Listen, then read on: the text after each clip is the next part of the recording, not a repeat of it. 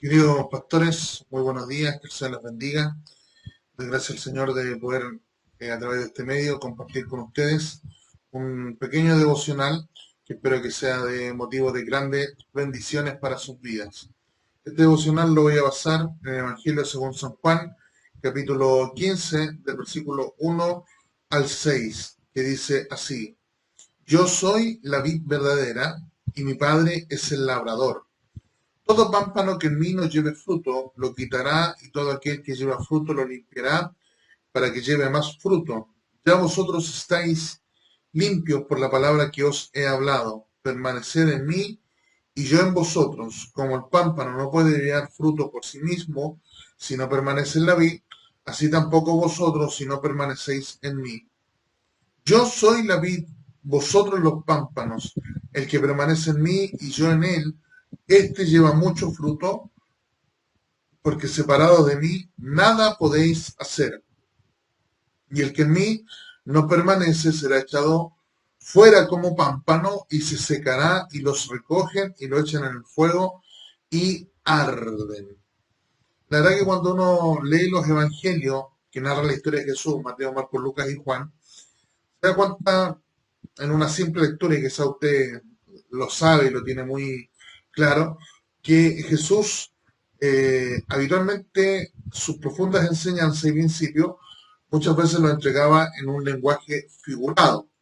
Las famosas parábolas, cuya historia siempre tienen una verdad profunda, central, muy hermosa. Y este pasaje que nosotros acabamos de leer, muy famoso, muy conocido, del Evangelio de Juan capítulo 15, el Señor está haciendo uso de una metáfora para hablarnos de la unión espiritual con Él. Y no nos equivocamos al decir que la idea principal de este párrafo está en el verbo permanecer, que se repite y una y otra vez. No obstante, quiero ponerme, y que me ayuden ustedes a poner atención en aquellas metáforas o en aquellas figuras principales, perdón, de esta metáfora, que por lo menos son cuatro. Por un lado está el labrador, que es el Padre; por otro lado está la vid, que es Jesús; por otro lado el pámpano, que somos nosotros; y por último está también la figura del fruto, que es la evidencia del viñedo. ¿Qué es lo que nos dice el texto, por ejemplo, en cuanto al labrador? Dice que el labrador es el Padre, y se entiende quién es el que trabaja el viñedo, ¿no es cierto? Su labor en el verso 2 dice que es cortar el pámpano que no lleva fruto y limpiar el que lleve fruto, y limpiar al que lleva fruto para que produzca mucho más fruto. En cuanto a la vid, dice el texto que la vid es Jesús, quien es el que produce la vida del pámpano. Por eso la clave está en permanecer, porque si no estamos permaneciendo en la vid, no tenemos fuente de vida, y si no hay fuente de vida, no hay fruto. En tercer lugar, está el pámpano. Según el texto que nosotros leímos, el pámpano somos nosotros, ¿no es cierto? Y en cuanto al pámpano se dicen varias cosas. Primero, dice que el pámpano no da fruto, el pámpano que no da fruto es cortado. Segundo, dice que el pámpano no puede llevar fruto por sí mismo, no está en el pámpano en sí mismo llevar fruto. Número tres, el pámpano no hace nada fuera de la vid, y el pámpano está destinado a secarse si no tiene fruto, por lo tanto termina quemado, como dice el último versículo del párrafo que leímos. Y los frutos, que también están marcados en esta metáfora, son las evidencias del viñedo. Y el objetivo del fruto, según el versículo número 8, es glorificar al Padre. De hecho, una simple mirada nos hace reflexionar sobre el hecho de que para ser fructífero en los asuntos del reino depende absolutamente de nuestra permanencia en Cristo el Señor, la vid verdadera. Y por muy repetido que pueda parecer este mensaje, es vital en la vida cristiana. Jesús dijo que por sus frutos los conoceréis. ¿Y por qué los frutos? Porque los frutos son más que las palabras, son más que nuestras apariencias, los frutos son más que nuestras intenciones. Todos nosotros, los seres humanos, quisiéramos ser mirados por nuestras intenciones, por nuestros deseos, por nuestros anhelos, pero eso están variables. Solo los frutos evidencian la realidad del árbol. La gente que habitualmente se aleja del Señor tiende a tener un discurso muy atractivo, Pero Dios dice que no nos confundamos porque son los frutos los que van a conocer lo que somos y lo que llevamos también en nuestro corazón. Ahora la pregunta es, ¿cuál es la clave para dar frutos? Según el párrafo que leímos, estar anclado a Cristo el Señor. Esa es la tesis principal del Evangelio según San Juan. Pero yo quiero reflexionar sobre dos cosas en cuanto al pámpano que somos nosotros. Yo estuve hace un poco tiempo viviendo cerca de muchos viñedos y una viña para que dé fruto no solo necesita un labrador que la cultive, sino que también necesita un enrejado que la sostenga para su crecimiento. Por ejemplo, las máquinas podadoras de viña y las cosechadoras de viña tienen una medida para andar. Habitualmente, por ejemplo, las máquinas que cosechan uva son máquinas muy altas, con ruedas donde caen justo entre cada uno de los cercos de uva. Entonces, habitualmente ellos van cosechando para abajo, el chofer va arriba y va con una cámara mirando cómo se está provocando. Entonces, para que la viña tome esa forma, necesita un enrejado. Y ese enrejado es muy importante porque, o si no, la viña crece y crece sin forma, y al crecer sin forma, el trabajo posterior de la poda y de la cosecha se hace totalmente infructuoso. En una viña, el enrejado es totalmente importante porque ayuda a darle forma a la viña, pero después de la cosecha, el enrejado está tan manoseado que habitualmente se saca y se bota. Difícilmente un enrejado se vuelve a usar muchas veces. Entienda bien lo que voy a decir. El enrejado sirve, pero no es de total importancia porque tan solo cumple un objetivo, ayudar a crecer. Pero cuando llega el tiempo de la cosecha, el labrador saca a veces saca el enrejado, porque si no, el enrejado ya termina dañando el fruto y en una viña, le voy a decir así, el fruto es más importante que el enrejado, ¿no es cierto? Ahora, simplificando la metáfora que hablo, el enrejado, lo voy a decir así, son nuestras estructuras eclesiásticas que nos ayudan a tener un orden para que seamos un cuerpo ordenado. ¿Quién lo va a dudar eso, no es cierto? Sin embargo, hay un problema que se radica y es que muchas veces nosotros le damos o tendemos a darle más valor al enrejado que a la vid. Le damos más valor, sobre todo los que estamos en el ministerio, le damos tanto valor al enrejado que a veces nos olvidamos la vid y creemos que el fruto de nuestro ministerio tiene que ser tener un bonito enrejado, no importa la vid.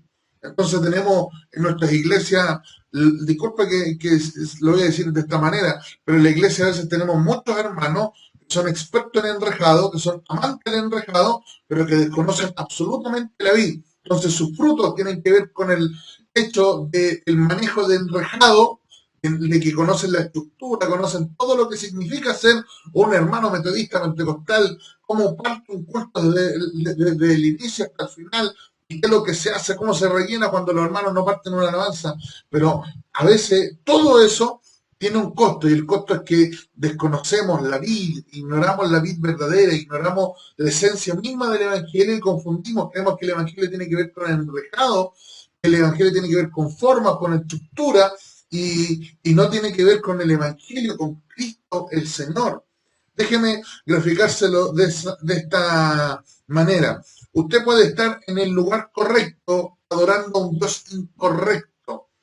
¿Y por qué se lo digo? Porque a veces, cuando nosotros estamos más preocupados del enrejado, andamos más preocupados de los lugares donde debemos adorar, ignorando el Dios que adoramos. Y se lo voy a poner o se lo voy a graficar con el hecho de la mujer samaritana. Cuando la mujer samaritana está hablando con Jesús, ¿cuál es la pregunta que le hace Jesús? Señor, ¿en qué monte, en este monte adoran nuestros padres? ¿En qué monte hemos de adorar nosotros? Y Jesús, ¿qué es lo que le dice? Es que Dios busca adoradores que le adoran en espíritu y en verdad, porque en realidad, ¿qué importa el lugar, enrejado, el lugar, la forma, si en realidad la esencia tiene que ver que haya una adoración en espíritu y en verdad? Porque tú puedes estar en el lugar, hermano pastor querido, puedes estar en el lugar correcto, adorando lo incorrecto. Bendito sea el nombre de Dios. Déjeme ponerle una segunda ilustración. Por ejemplo, los fariseos, ellos estaban preocupados por la ceremonia del lavado de manos al momento de comer, y Jesús les da a entender que lo importante no era Solo eso. Porque se acuerda que Jesús le vinieron a confrontar por qué los discípulos comen y no se lavan las manos. Y Jesús dice, bueno, ¿y ustedes por qué invalidan la palabra por vuestras tradiciones? Y ahí Jesús vuelve a poner el hecho sobre el enfoque correcto, lo voy a decir de esta manera, y le da a entender que lo importante no es lo que yo haga externamente, sino lo que sale del corazón. Porque ellos están preocupando lo que comían y Jesús dice, mire, lo que ustedes comen va al vientre, el vientre del estreno y se pierde. Pero lo que sale del corazón, porque todos nuestros males nacen, salen de nuestro propio corazón, eso es lo que vale. Entonces, a veces nosotros andamos preocupados del enrejado, de que hay que lavarse las manos para comer, y Jesús está preocupado de lo que está reinando en el corazón de nuestras vidas. Mucha gente no logra crecer en el Evangelio porque cuando llega a la iglesia no hace conexión con la vida, sino con el enrejado. Me gusta cómo cantan, me gusta el orden de la iglesia, pura reja, hermano, puro enrejado, me gusta. El problema es que la reja no da fruto. Si el enrejado nos trajo, el mismo enrejado es el que nos empieza a sacar. Yo era niño cuando a principios de los 90, me acuerdo que el enrejado empezó a variar porque empezó a llegar la música moderna, y empezaron a meter batería en la iglesia, música electrónica, bajo, guitarra, y un montón de gente anclado, no a la vid, anclado a la reja de la estructura, de la forma, cuando llega nuestro pastor y permite la primera batería, termina afuera. ¿Por qué? Porque el enrejado que me trajo es el enrejado que me saca. Bendito sea el nombre del Señor. Si yo me anclo a la reja cuando llegue el tiempo de la cosecha, absolutamente voy a salir cascando con la reja. Mire, esta pandemia que estamos nosotros viviendo fue como un huracán que deshizo todo nuestro enrejado. Nos cerró la iglesia, se acabó el vernos cada semana, se acabaron las alabanzas comunitarias, todo eso se derrumbó y con pena vimos volar todos esos pámpanos que estaban enclavados en el enrejado. No había un pastor con el que yo por lo menos he conversado que nos ha dicho que ha perdido gente, que hay hermanos que no saben dónde están, porque cuando todo se cae, lo único que no se derrumba es el pámpano que está anclado a la vid verdadera. Bendito sea Dios.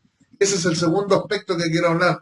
Primero hablé del enrejado, el segundo aspecto es la vid. Jesús es la vid en la que debemos estar anclados.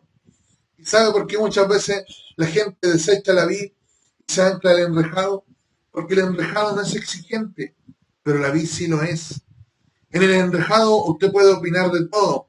En la vid, la verdad de Dios predomina más que mis opiniones. El enrejado a veces nos da la oportunidad de sobresalir, de brillar, pero cuando estamos anclados a la vid verdadera, Cristo, solo Él es el que brilla. Usted no sabe la cantidad enorme de la gente que se va de la iglesia diciendo argumentos tan burdos como no me hacen coordinar, los cultos no son como antes.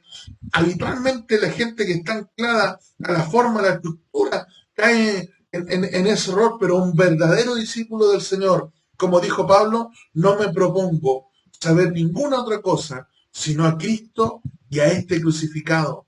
Todo lo que no nace en Jesús está destinado a morir. Pero si usted y yo, hermanos y pastores, estamos anclados a Jesús, sabemos lo que es el valor de la vid por sobre el enrejado, hermano, conoceremos primero nuestras limitaciones. Porque el mismo texto dice, el pámpano no puede llevar fruto por sí mismo. Y a veces nos hemos olvidado de eso y pensamos que el fruto de nuestro trabajo está en nosotros, en darle más sudor, sudor, sudor y lágrimas. Y a veces ni en el sudor ni en las lágrimas están los resultados que queremos, porque no está en nosotros el producir fruto, está en Jesús. Si yo no estoy sentado en Él y no estoy impulsando a la gente que se centre en Él, nunca vendrá el fruto, porque el verdadero fruto nunca me va a exaltar a mí. El versículo número 8, y con esto termino, dice, en esto he glorificado a mi Padre, en que llevéis mucho fruto y seáis así mis discípulos. Porque la mejor manera de glorificar al Señor es dando frutos, pero para el reino de Dios. Y los frutos que vienen, lo voy a decir así, y los frutos que glorifican al Padre vienen de estar anclados a la vida verdadera. Porque a veces hacemos esfuerzos por cambiar y no cambiamos, porque quizás estamos a veces anclados más a la reja que a la vida verdadera. El apóstol Pablo, mire, al apóstol Pablo decir así, constantemente lo trataban de meter en el enrejado. y lo hacían a través, los religiosos judaizantes sobre todo, lo hacían hacer, lo trataban de anclar al enrejado a través de la circuncisión. Y ahí en el libro de Gálatas hay un versículo que me gusta mucho cuando está terminando Pablo su mensaje y está debatiendo el tema de la justificación, de los frutos y de ahora la carne y todo esto tan hermoso que tiene que ver con el Evangelio. Él dice, porque en Cristo Jesús, Gálatas 6:15 dice, porque en Cristo Jesús de nada vale la circuncisión o la incircuncisión, sino una nueva creación. Se lo parafraseo de esta manera. Los que están anclados a Cristo el Señor, les vale poco el enrejado, porque lo que vale es el fruto que viene no de una linda estructura, sino que el fruto que viene de la vid verdadera, que es Cristo el Señor. Amados pastores, todo importa si Cristo está en medio y nada importa si Cristo no está en el medio. Que el Señor les bendiga y muchas gracias por escucharme esta sencilla palabra y este hermoso devocional que por lo menos a mí bendice mi corazón.